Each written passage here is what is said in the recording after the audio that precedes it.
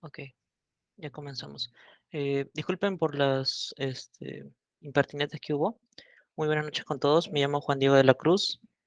El día de hoy lo que voy a enseñar o voy a explicar es una breve introducción a lo que es el diseño de APIs utilizando RAML y YAML y los estándares que he manejado y conocido.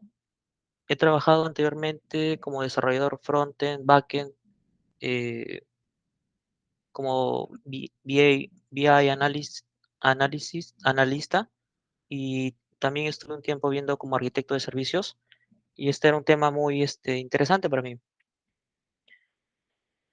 El- Comenzamos con el índice, serían los conceptos esenciales de la API, la API, los principales estándares de un diseño de API, RAML Open API, ejemplos de diseños de API básicos y una breve introducción a herramientas que facilitan el diseño de APIs o Manager API, API Managers. Am, de entre los conceptos básicos que se necesitan entender para esto, a ver, solo una pequeña pregunta, a ver, si es que no quieren, digamos, responder eh, por voz, al menos en el chat, ¿cuántos de ustedes son nivel junior en programación o senior, semi-senior? ¿Podrían poner al menos en qué nivel están para tener una idea de cómo lo voy a explicar o si saltarme esta parte? ¿Aló? ¿Están?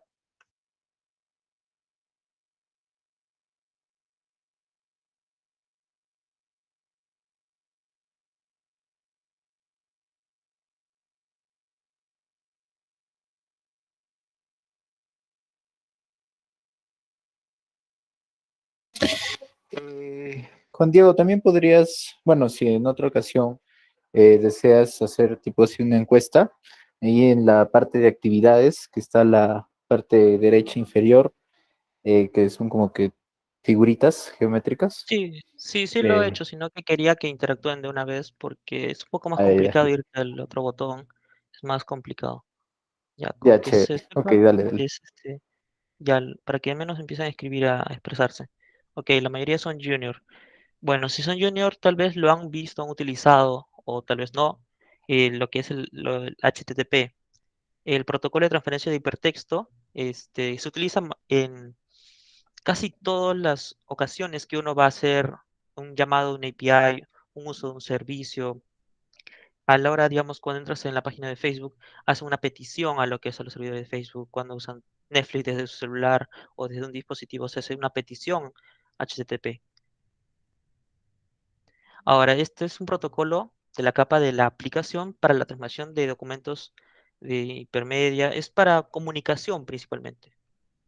Se diseñó en un inicio para facilitar esto y otros propósitos un poco más digamos, detallados que no llevan al caso y sigue el clásico modelo cliente-servidor que hasta hoy, el día de hoy la mayoría conoce. A ver, ahora, de los métodos de petición HTTP, generalmente van a escuchar, conocer, a utilizar métodos tipos GET, POST, PUT, PATCH, GET, POST, la gran mayoría es GET, POST. Y en esos hacen este, otras actividades como una modificación puntual o una eliminación, pero los métodos de petición HTTP están subidos en una página que pueden revisar con más detalle. Son el get para obtener listas o detalle, el head, que es es similar, pero lo único que te responde es las características de la respuesta, pero sin el body. El, el post generalmente es para enviar un body para poder actualizar cosas, cambiar estados o ese tipo de cosas. Ahora, put, eh, la gran mayoría de ocasiones que se utilizan es para hacer una actualización de un recurso o o un elemento, una entidad. Delete se entiende del nombre que es para eliminar un recurso específico. Connect es un poco complicado, pero sirve principalmente para los temas de que se hacen con conexiones con proxy para establecer una conexión entre el cliente y el servidor. Normalmente no lo van a utilizar, pero en ciertas ocasiones sí. Options, que es para saber las peticiones que hay en la URL destino.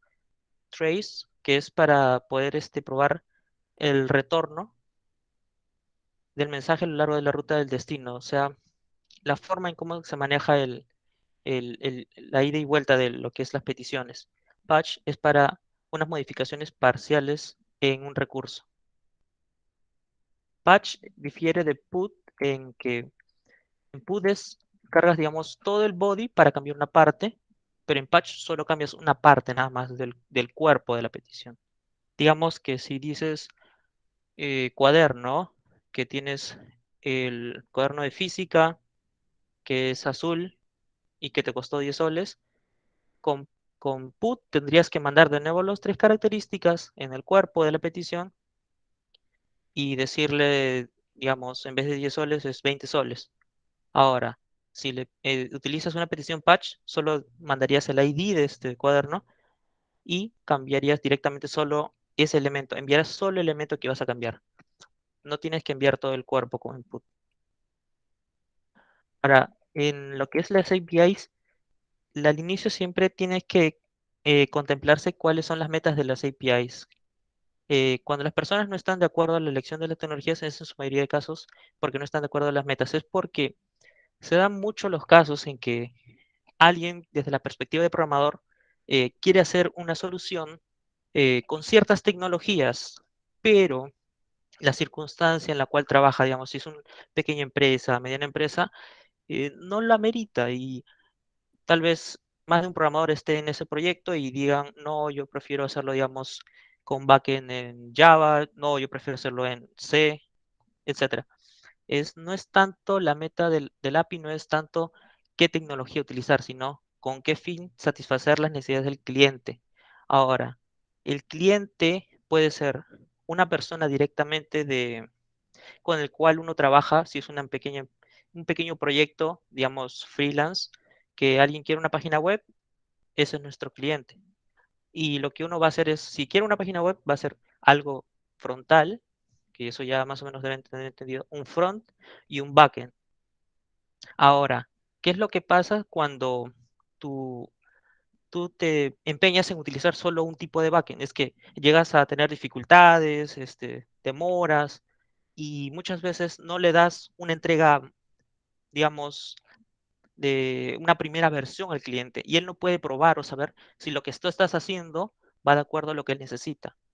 Ahora, si tú haces un diseño de una API más encabillado a lo que necesita, con el diseño, nada más con ese mock, por así decirlo, ya puedes el cliente ir sabiendo si está de acuerdo cómo lo has hecho, la lógica, así sea una lógica así, digamos, eh, en duro, por así decirlo, si es que funciona esa lógica, puede darte el go y ya como que te olvidas de ese ida y vuelta con el cliente.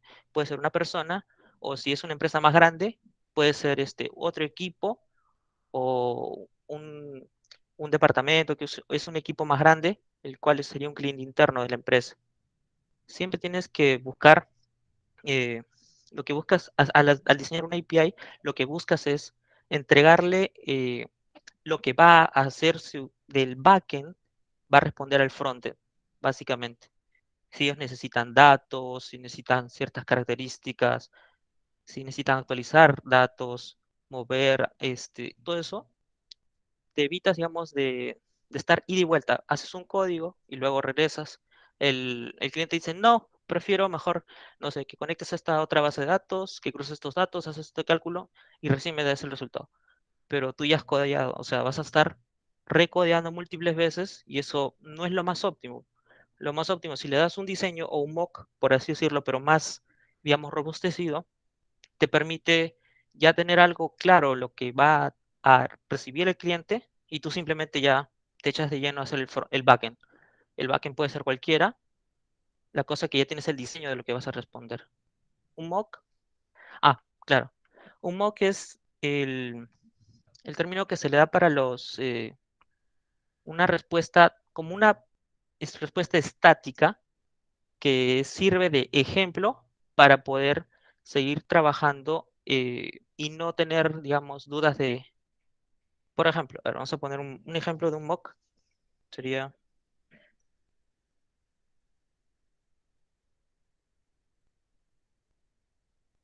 libro, la selva, precio, 20. Ese es un ejemplo de un mock. Y estos, para hacer esto no es tan difícil. Muchos desarrolladores, claro, algo así como hardcodear, es algo que no es muy difícil, digamos, a nivel de desarrollo. No tiene tanto análisis, no tiene tantas neuronas. Y esto te saca de apuros, el cliente lo tiene, pero ¿qué es lo que pasa cuando tú haces solo Enduro este mock? No te permite, digamos, tener algo uniforme, no es un estándar que se maneja. Se manejan los estándares, se manejan con RAML, YAML, para poder replicarse en cualquier backend. Inclusive, más adelante voy a explicar, hay herramientas que te generan ya código en base a tu diseño. Así que tienes que programar ciertas cosas básicas. Pero si son cosas ya más complicadas que afectan otras bases de datos, afectan otra parte de código, ya se tiene que programar el código, uno personalizarlo ya. Ahora, continuando, problemas importantes. ¿Cuáles son los más importantes problemas en tu campo? Este, si no trabajas en un problema importante, es poco probable que realices un impacto fuerte, un importante trabajo. Grandes científicos han pensado a través del mundo problemas de gran importancia en sus campos y ellos estaban atentos a cómo resolverlos o atacarlos. Richard Hamming y You and Your Research lo dijo en su libro. Básicamente lo que dice es que tienes que concentrarte en lo que es más relevante a la hora de tener una situación de un problema en lo que es en nuestro campo de desarrollo de software, que serían cosas que son más relevantes, no tanto cosas superficiales, que tal vez sean problemas, pero se pueden solucionar. Tecnología, hay tecnologías. Tú tienes que elegir una tecnología y trabajar con ella. Eso no es tanto el problema son más cómo vas a abordar eso, nada más. ¿Cuáles son las metas de tu API? ¿Cuáles no son problemas importantes en sí? La comunicación a través de la red. Tengo un cliente y un servidor.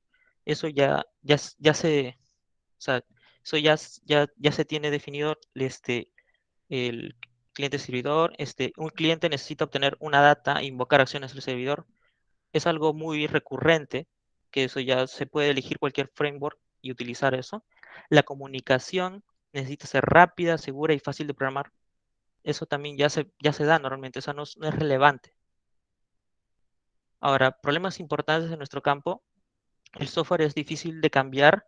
Esto siempre depende de cuán complejo haya sido el código obtenido, cuánta, digamos, cuánto desfase hay en la versión de este código, lo cual hace que sea complejo, sea impregnado con supuestos que se elaboraron al inicio del código. Siempre y cuando se hace una programación, hay supuestos que uno parte, que o nos lo da el cliente o nosotros simplemente nos imaginamos una situación, si es solo un proyecto personal. Software que es difícil de entregar. eh, el software es difícil de entregar porque hay características básicas de la API que faltan, porque es un problema de n al cuadrado. Esto pasa mucho en el hecho de que la API tiene las APIs, estos servicios, tienen muchas características que salen de lo que se pensó en un inicio. Tiene que uno buscar tener características básicas que siempre funcionen en la mayoría de casos o en todos los casos, digamos, de manera lógica. Algunos estilos de API ofrecen un ataque o resolución a los problemas importantes. Otros solo comunican entre componentes. Esto se da principalmente por el cómo se trabajan las APIs. En una presentación posterior voy a comentar sobre esto. Aquí hay dos tipos dominantes de estilos de APIs. Orientado a entidad, cuando el código manipula la entidad que tú expones, y orientado a procedimiento, cuando mi código llama a un procedimiento, función o método. Orientado a entidad, por ejemplo, cuando tienes una entidad, en este caso, el tipo es perro, el nombre es Fido, el color del pelaje, marrón, y en base a esta entidad, tú lo que expones son métodos de peticiones HTTP, de post, docs, get, la URL del dog, el patch, la misma URL, delete de la misma URL. Ahora, eso es orientado a entidad. Ahora, orientado a procedimiento. Muchas veces o han visto o tal vez van a ver que hacen un servicio con más o menos estos nombres. Get all productos, paquetes, carros, camiones, eh, etcétera. Get all una característica adopted docs. Ya empieza a colocar, digamos, verbos, sustantivos que dan una idea de para qué sirve, qué es lo que hace. Que dice otro servicio, Verify Location, que es para verificar la ubicación. Verify Veterinarian Location, verificar la locación de la veterinaria. Y así sucesivamente. Se dan cuenta, esos nombres básicamente son más orientados a métodos, a funciones, cosas más, no tanto de una entidad que es lo del lado izquierdo, se habla de un perro, por así decirlo, y las características. El otro habla de métodos, de otras funciones y otras cosas. Esas son las dos formas que se trabajan generalmente en los APIs. En orientado a procedimiento, es similar a aprender las librerías de un lenguaje de programación. Las APIs son todas diferentes. Como se percataron, la mayoría tienen diferentes nombres y se crean con diferentes propósitos. Orientado a entidad. Es similar a aprender un esquema de base de datos, MySQL, PostgreSQL, Oracle, SQL Server. Las APIs todas son lo mismo, se refiere a que tienen más o menos la misma estructura. Por ejemplo, ¿mi API debería ser una vista de base de datos? No, no. Lo que puede ser es una simplificación de toda esa complejidad que dé unas características que permitan entender cómo se trabaja esa entidad. A ver, una pregunta que dice Frances, ¿el orientado a procedimientos es como una bandeja GraphQL? Claro, es algo así, es algo así. Eso GraphQL está muy de la mano también cómo se manejan los servicios, digamos, hoy en día ya evitando llevando más el lado de esta lógica de orientado a procedimientos, para el front lo está llevando como para que ya vaya entendiendo cómo funcionan estos servicios. A propiedades de API para resolver problemas importantes, la API uniforme a través de todas las aplicaciones. Esto se da sobre todo estos principios son más importantes cuando uno trabaja en un proyecto en el cual se involucran múltiples APIs, múltiples servicios que necesitan ser reutilizados. Se hace un modelo uniforme para las relaciones entre lo que se va a utilizar de las APIs con lo que se necesita. Por ejemplo, si creas una API para obtener el resultado de perros, gatos, cuadernos, y de ahí quieres hacer una API encima de procedimientos que utilice estos, es más, o sea, facilita entender cómo funciona esto, las relaciones entre estos. Libre implementación de supuestos.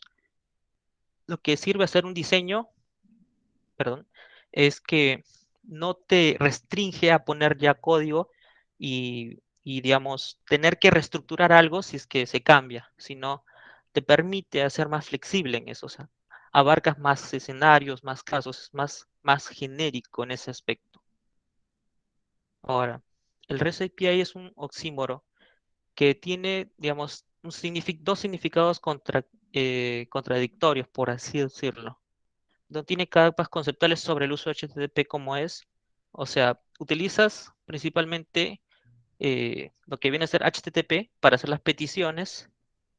Sin embargo, como se menciona aquí, HTTP no te dice cómo hacer, te dice cómo hacer CRUD, pero no te dice cómo hacer un query, un versionamiento. El hacer REST APIs o APIs facilita estas características de los queries, los query params, los versionamientos, cómo manejar estos versionamientos. El REST fue un intento de hacer principios de arquitectura que sustentan la web de HTTP. Es una descripción del estilo arquitectónico, principios arquitectónicos de la web de HTTP. Uno de los principios es una interfaz uniforme. CRUD, ¿verdad? CRUD es Create, Read, Update and Delete. Es las cuatro operaciones básicas que la gran mayoría de ustedes ven o van a ver en el desarrollo de software.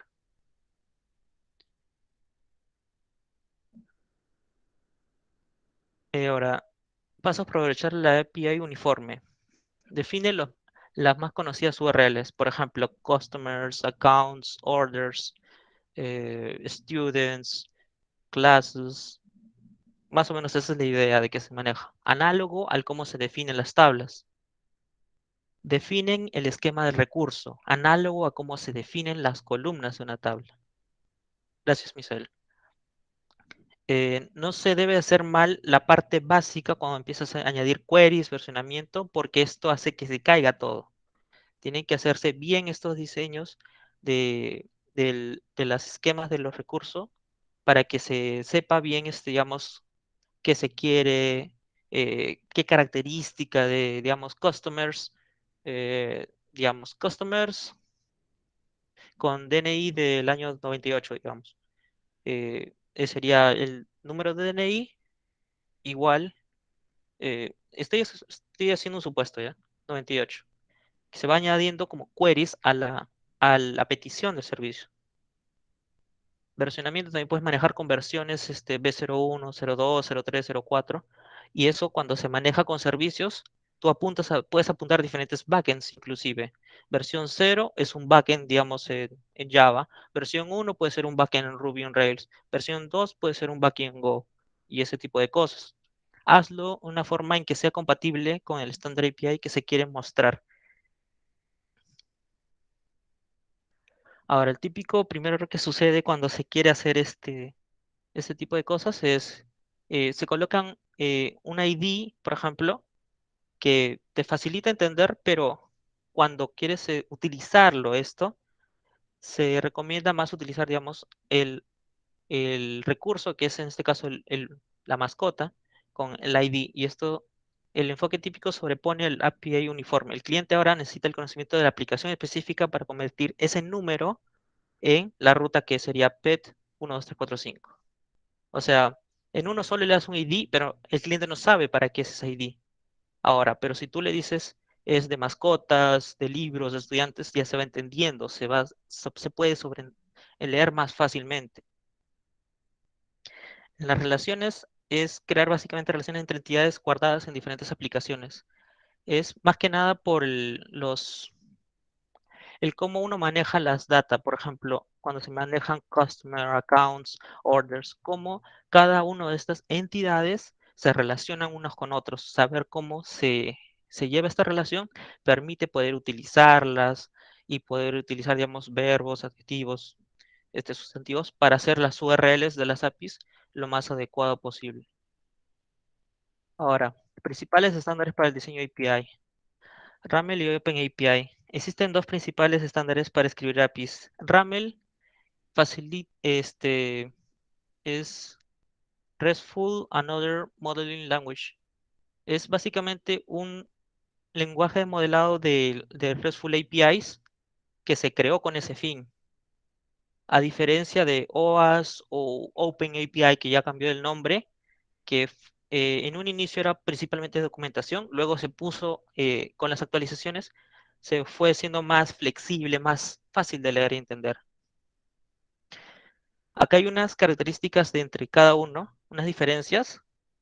En OpenAPI mantiene la documentación, los clientes, las librerías, todo el código, todo en sincronizado. Esa es la meta de OpenAPI. RAML provee la información necesaria para escribir las API, RESTful APIs Por ello, probé una forma más simple de diseñar APIs. Yo he diseñado APIs con tanto OpenAPI y con Ramel. Y en OpenAPI me he dado cuenta que, como lo menciona allí, todo está centralizado en un solo sitio. Y en cambio, en Ramel tú puedes tener diferentes subpaquetes, crear como, digamos, objetos, entidades que se relacionan uno con otros y puedes reutilizar mucho las cosas.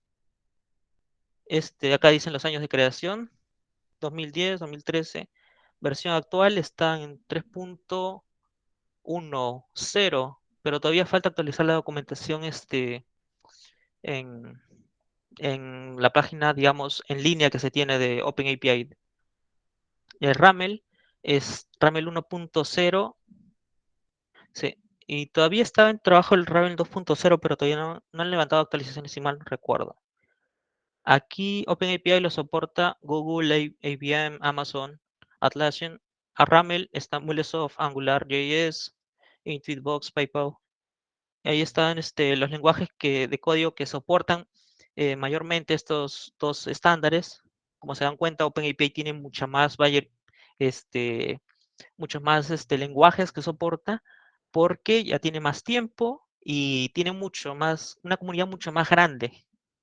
Ramel, en cambio, como es nuevo comparado a OpenAPI, no tiene tanto esto.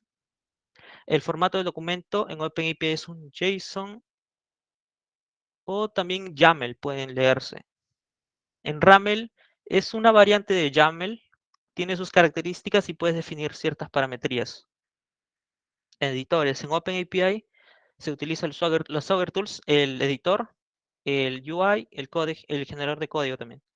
Y un montón de otras herramientas que la empresa que está detrás de ellos es Swagger Beer, si no recuerdo, que ha generado con respecto a lo que viene a ser diseño de APIs. Ahora, Ramel tiene API Workbench, pero está desfasado la parte de HTML2 a Ramel. Hay ciertos problemas con Ramel porque se ha quedado ahí como que desfasado en ese aspecto. Más o menos, esta es una interfaz de la diferencia entre lo que es Swagger Editor de Swagger y de OpenAPI de Ramel, la estructura es muy similar, como se dan cuenta, se basa en YAML. La diferencia es que Ramel tiene sus características para definir tipologías, eh, requerimientos, y tú puedes hacer mucha configuración más especial. Si quieres crear un método, una autorización, es como que es más personalizable Ramel a OpenAPI, que ya tiene un estándar cerrado casi prácticamente. Ventajas de OpenAPI: una gran comunidad y soporte, eh, un rate de adopción muy grande, lo cual significa que hay mucha documentación, un soporte del framework muy fuerte también, y tiene la mayor cantidad de lenguajes. Soporta muchos frameworks open source. He podido ver ese tema de OpenAPI. Hay muchas iniciativas en GitHub que te permiten hacer lo de OpenAPI, correrlo en tu local, pero sin las herramientas de Swagger Peer, que es de la empresa que promociona todos sus servicios. Ramel es de una de especificación única para mantener.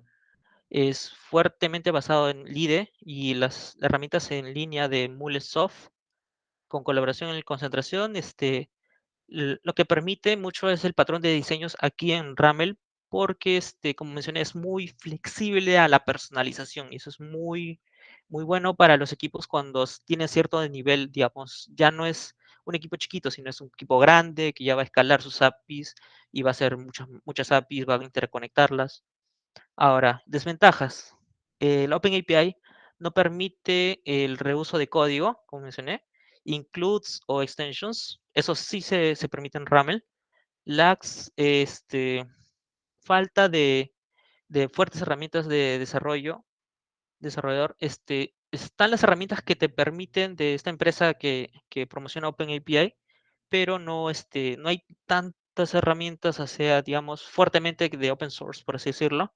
Hay unas que otras que son iniciativas de personas individuales que lo hacen.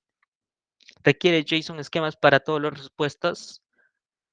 Sí, aunque sí, sí, eso es cierto. Te pide como esquemas para sus respuestas JSONs. También se puede utilizar este XML para poder hacer sus respuestas. Incompatibilidad de versiones, eso sí es muy incómodo. Cuando estaba revisando, estaba utilizando OpenAPI 2 y a la 3 varía unas cosas, unos cuantos detalles a nivel de digamos, de la estructura del YAML, pero si tienes todas tus APIs en OpenAPI 2, OAS 2, por así decirlo, y las van a pasar a 3, ahí tienen que evaluar el equipo, dependiendo si es mucho esfuerzo, simplemente comenzar con la versión 3, manejar diferentes versiones. Ramel, lo malo de Ramel es que carece de mucha documentación y tutoriales fuera de la especificación. Eso lo pude comprobar cuando lo tuve que ver en el banco.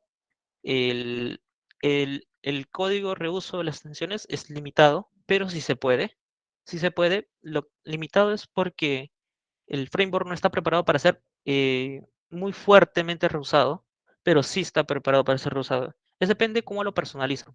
Inclusive he leído que hay empresas que personalizan Ramel, mucho Ramel, hacen como que su framework, su variante de Ramel, que es para ellos, y como ya lo han hecho tan trabajado, ya no van a OpenAPI. Más o menos, más o menos así. Y viceversa. Depende de los desarrolladores principalmente. Ahora, para los ejemplos de diseño API, estaría esto de aquí, Swagger Hub API Curio. A ver, lo voy a mostrar un momento.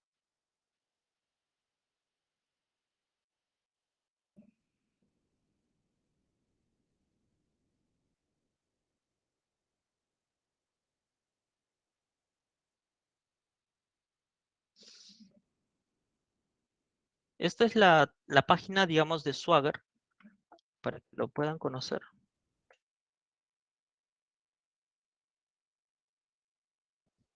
Smart Beer. La empresa es Smart Beer.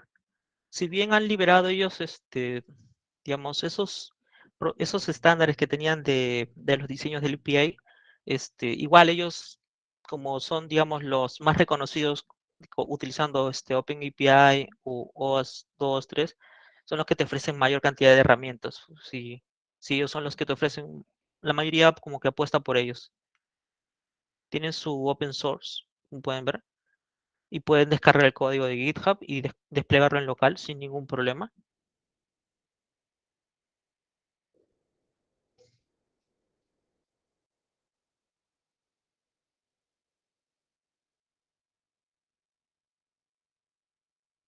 Como ven, yo ya me había creado una cuenta, lo que hice simplemente fue ingresar. Este Swagger Pet Store es un ejemplo que muchos se utilizan en OAS, perdón, en OpenAPI, tanto para esta página como por la otra página que se va a ver. Se usa este ejemplo que es de Pet Store de las mascotas. Como ven acá su petición post, put, get, delete, post, perdón, delete, store de las tiendas, lo mismo, users. Acá se dan cuenta que han mezclado lo que el, el- la entidad con una característica, con un array, con una lista. ¿Cómo se va a enviar estos datos? Delete, put. Y acá hay modelos. Lo que me ha gustado cuando he utilizado Swagger es que los modelos es visualmente se puede visualizar aquí. Acá están, digamos, a tres formas. Son un resumen. Acá está el código de YAML. Si van, Swagger 2.0, info. Eso es todo el código que se tiene de ejemplo. Todas y cada una de estas características, descripción, versiones, es muy importante las versiones, el título que le pones a tu API. Esto es una descripción de un link en los términos de servicio. Contacto es para, digamos, si tú te cruzas con esta documentación, ¿a quién puedes consultar de esto? La licencia, las URLs, host, aquí es para cuando se quiere manejar múltiples peticiones a diferentes URLs, digamos, tanto a PetStore Swagger.io o si quieres, no sé, digamos, PetStore 2, se puede colocar y cambiar esta interfaz para que se mande para dos. Pero eso es en la versión 3. Esta es en la versión 2. No podría leerlo si lo cambio. ¿Mm? Más o menos, esta es la estructura. Este es el YAML y acá está lo que me gusta de Swagger es que te facilita poder leerlo. Por ejemplo, si tú has hecho un cambio aquí, tú fácilmente puedes venir aquí a la derecha y revisar. Por ejemplo, a ver, post de pet, tags pet. Tags sirven para separarlos por estos de aquí. Pet, store. Todos estos de aquí tienen ese tag. Por eso que cuando este, digamos, en la página o si descargas en local lo lee, los junta todos los que tienen el tag pet en un cuadrado, por así decirlo. Todo esto está junto. Todos tienen el tag pet. Todos tienen el tag pet. Ahora, summary es para un resumen para que se visualice aquí y puedas de una vez, digamos, entender, ¿esto qué es? Para añadir una nueva mascota a la tienda. Ahora, pero tú puedes agregar aparte de lo que está aquí en el resumen, puedes ponerle description también.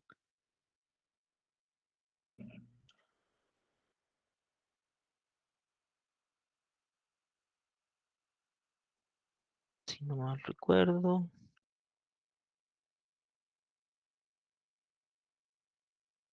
¿Ves? Description ya no es arriba, es aquí abajo internamente. El summary te sirve para de un vistazo simplemente saber. Ya, si quieres hacerlo más fácil, pet. Add pet, add a new pet to the store. Consumes. Consumes es para todo aquí. Ya, esto es lo de aquí. ¿Por qué? ¿A qué se diferencia aquí consumes y produces?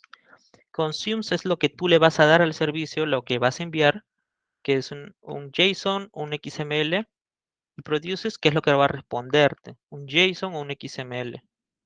JSON y XML son formatos con los cuales se trabajan este tipo de peticiones, respuestas. Digamos, el legacy, el que normalmente se utilizaba desde antes, era el XML u otro formato era HXML, si mal no recuerdo, no sé, corrígeme, Misael. Y JSON es lo más utilizado hoy en día. Si acá lo cambias a XML, se visualiza y se cambia aquí. Igual en respuesta.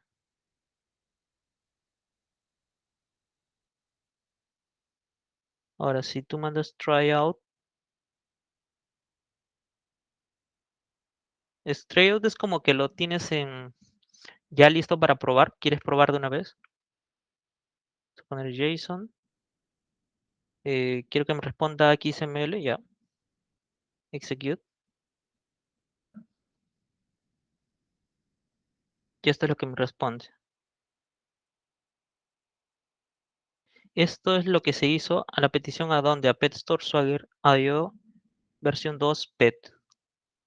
Este ejemplo siempre está asociado a este diseño liberado en su página para que pueda fácilmente ser probado en cualquier entorno, tanto ahora aquí en online o también en local, si despliegas es lo mismo. Las peticiones que se hacen allí son las que se tienen con los datos de allí. Y acá si te sale, por ejemplo, si te dice error, porque ¿qué pasa aquí el error? ¿Ves? Te da toda una característica, es similar a lo que, no sé si conozcan algunos de ustedes, lo que es la herramienta Postman. Los que alguna vez han hecho algún servicio podrán conocer. La herramienta Postman permite de manera muy agradable visualmente probar tu base de datos y todo eso. A ver, todo el código de la API que estás mostrando solo es en YAML, requiere de más lenguajes y archivos. No, no. Eso es lo, digamos, genial de hacer un diseño, es que no te amarra un lenguaje de backend. Eso es lo bueno de esta parte. No te amarra un lenguaje de backend, sin embargo, ya puedes ir avanzando lo que requiere el cliente y si no lo tiene claro el cliente, le puedes dar una versión y después ir ajustando allí mismo. Cosa que ya tienes para futuro, simplemente te puedes guiar y más fácil reutilizar esas características que ya has usado alguna vez. Eso es como que lo mejor del diseñar bien una API, dependiendo del nivel de complejidad del proyecto. Si es un proyecto chico, como mencionó, un freelance, un proyecto de la universidad que es chiquito, no vale tanto la pena tanto el esfuerzo, honestamente, porque te vas a estar, digamos, matando por hacer un análisis muy fuerte en esto del diseño de la API y al final no se va a escalar, no se va a reutilizar los servicios, no se va a hacer muchas cosas con esto. O sea, siempre se va a utilizar esto siempre y cuando vas a trabajar con una empresa que ya utilice este estándar, que ya proyectas a ir a una empresa que va a utilizar este estándar. Pero si es que piensas si es que no proyectas que vas a utilizarlo, pues es bueno conocerlo para conocimiento general. Si es que alguna vez te dicen, oye, ¿conoces una herramienta para documentar o hacer un diseño de API sociedad por si acaso? Pues es muy bueno que te salgas del apuro con esto. Y, por ejemplo, en el banco cuando trabajé de diseñador de servicios o Pass Architect, lo que me pedían era más que nada al cliente interno, que era alguien de un equipo Scrum, pedirle con preguntas, digamos, qué necesitas, qué datos necesitas, qué características, qué actualizaciones, qué vas a hacer. ¿Va a ser un servicio que ya se tiene actualmente en el catálogo de servicios que ellos manejan o va a ser un nuevo servicio?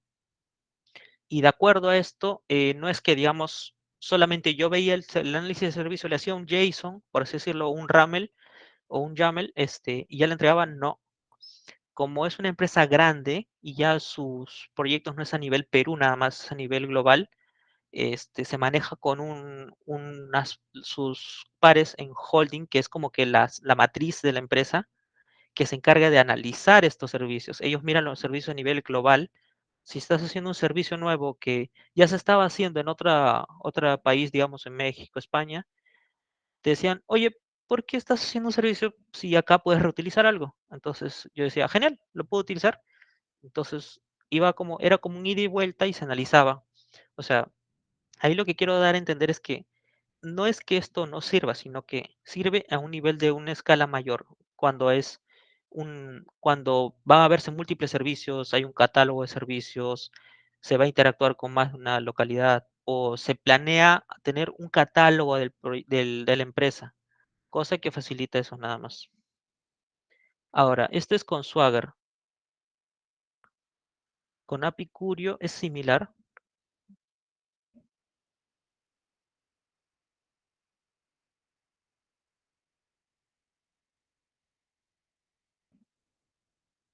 Ujú. Sí, no hay ningún problema. No es muy complejo, honestamente. Si es que eres muy bueno haciendo esto, te facilita porque ya tienes el diseño hecho y simplemente te dedicas a codear en el lenguaje de backend que requieras, que sea el que sea Ruby on Rails, C, Java, Python, JavaScript. Por ejemplo, aquí lo que hice un diseño también básico que te genera por defecto es similar Pets y tiene otra forma, pero es la misma estructura, o sea, las respuestas van a ser un JSON, tú puedes aclarar en tu diseño qué tipo de respuestas vas a tener, 200, 500, 501, todo eso se puede colocar y se puede interactuar con esto.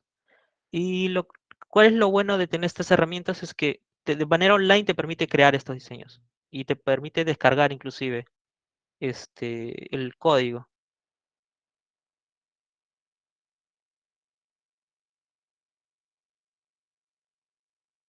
Mm, bueno, ese es Apicurio. ¿En qué te descargó el JSON? ¿Ves? A ver, aparte de estos, estaría de diseño de API. Ahora, los API managers, Scale y APG. APG es un poquito más complicado porque se tiene que utilizar tu cuenta Google y asociarla y tiene que ser una cuenta Google de paga para que puedas crear las APIs. Y algo similar es Scale, que te permite crear los APIs, el diseño y aparte también administrar. Digamos, si tienes un API digamos, un minuto. Si tienes un API, por ejemplo, de que tienes en backend de JavaScript, una consulta, digamos, a la cantidad de estudiantes de la Facultad de Ingeniería Industrial y Sistemas de la UNI, y luego tienes el, f- el- la ruta por la cual se le llama, digamos, es slash estudiantes. Tú puedes asociar ese slash estudiantes no solo a ese backend, sino cambiarlo y mandarlo a otro backend, digamos, donde te dé la lista de los estudiantes en vez de la cantidad. Todo esto se puede hacer siempre y cuando en online, siempre y cuando tengas una API Manager. Y Scale es un API Manager básicamente.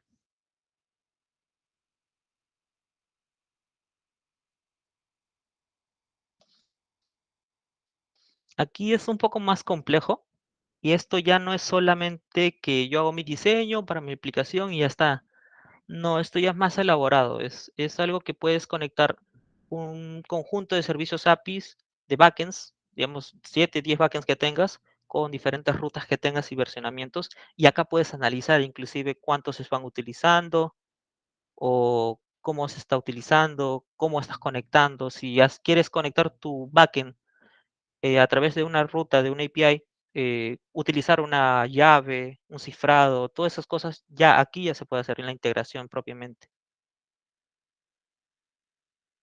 Por ejemplo, aquí lo que podría mostrar es lo que creé unas horas, que es lo que este recurso, este producto, puse un slash comida y una ruta. Si yo he desplegado mi aplicación en un servidor, puedo darle la ruta del backend y ver las reglas. No le he puesto ni una regla, pero puedes ponerle reglas, agregarle llaves, seguridad, todas esas cosas se puede agregar aquí. Métricas, métodos, reglas, todo esto se puede ver. Analytics también de esto se puede ver. Traffic, el tráfico que hace en el conjunto de peticiones. Aquí se puede analizar también. Una vez llega a hacerlo, no es tan complejo honestamente esto de aquí. Es probar nada más lo que es integration, configuración.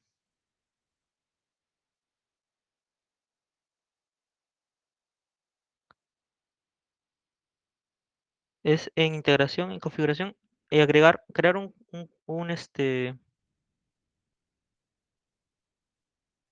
un recurso y asociarlo a uno de estos, a un backend. Mm, Aquí está, por ejemplo, aquí tenemos backends y aquí tienes dos backends. Este es el backend por defecto que tienes y este es el otro backend que yo agregué. Y acá lo que puedes hacer, ir agregando más backends y asociarlos. ¿Y qué te permite un API Manager? Es tener un control más centralizado de todos tus APIs, todos tus servicios. Y ya no es solo, digamos, que tú haces tu diseño, sino también, tú haces un diseño y aparte, si no quieres hacer solo el diseño, acá administras las APIs. Puedes tener 100 APIs aquí y puedes conectarlas con las rutas, el public path que necesitas y de esta forma tú tienes en un punto centralizado todo el tráfico que va a pasar esta ruta. Es como que un intermedio entre el backend y el frontend que llama la petición de aquí. Y eso sería todo. Aquí he agregado también unas referencias o un poco de documentación para que facilite si es que quieren profundizar.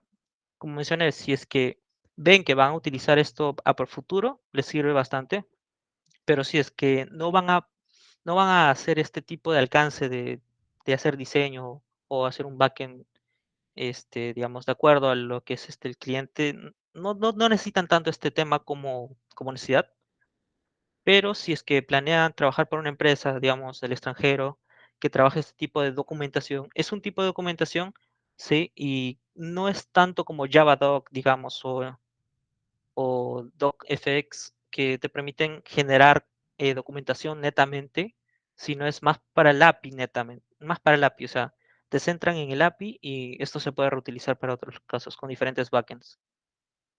Y eso sería todo. ¿Alguna consulta o pregunta de esto último o no sé qué tiene?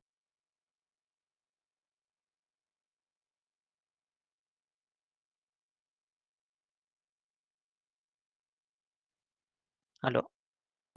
Mm, Una pregunta, ¿cubres al menos, vas a cubrir algunos conceptos de este GraphQL como diseño de API o es más una API como REST? O sea, No, lo que estaba intentando explicar aquí era más que nada un REST API como servicio netamente. Por eso es que ahí coloqué un montón de referencias a lo que es cómo se puede diseñar APIs en línea y cómo se pueden manejar las APIs de una forma centralizada y analizar ahí cómo se tiene el tráfico. GraphQL para el servicio de APIs, eso es diferente, eso ya sería entrar en más detalle, sería otra sesión. ok, ok.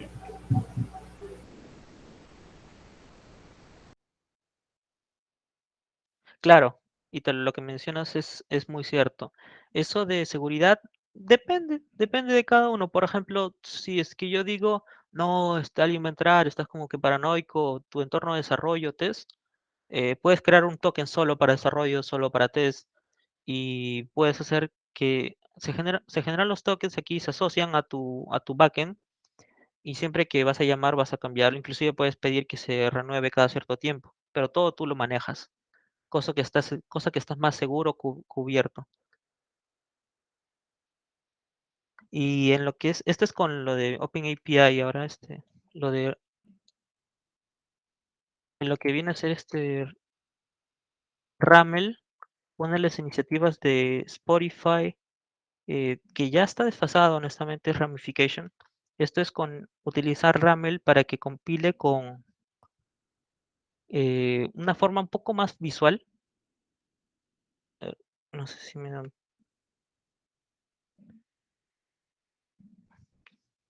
Por ejemplo, acá hay un diseño de un API que había creado, que es de ejemplo que viene de Amazon. Y tienes, por ejemplo, la ruta, el get, de esta ruta de base, var, get, post, info. Utilizas ramifications y lo que hace es te genera esta estructura, que es más simple, es como de consola, que te permite ver tu diseño de tu API no tan glamoroso como lo que te muestra Swagger IO. Sí, eso sería todo.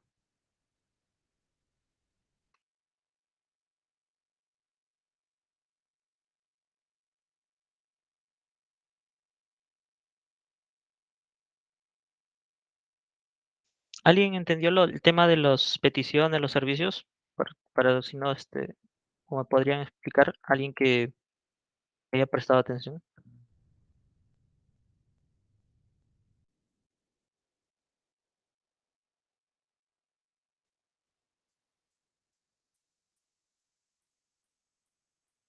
Aló.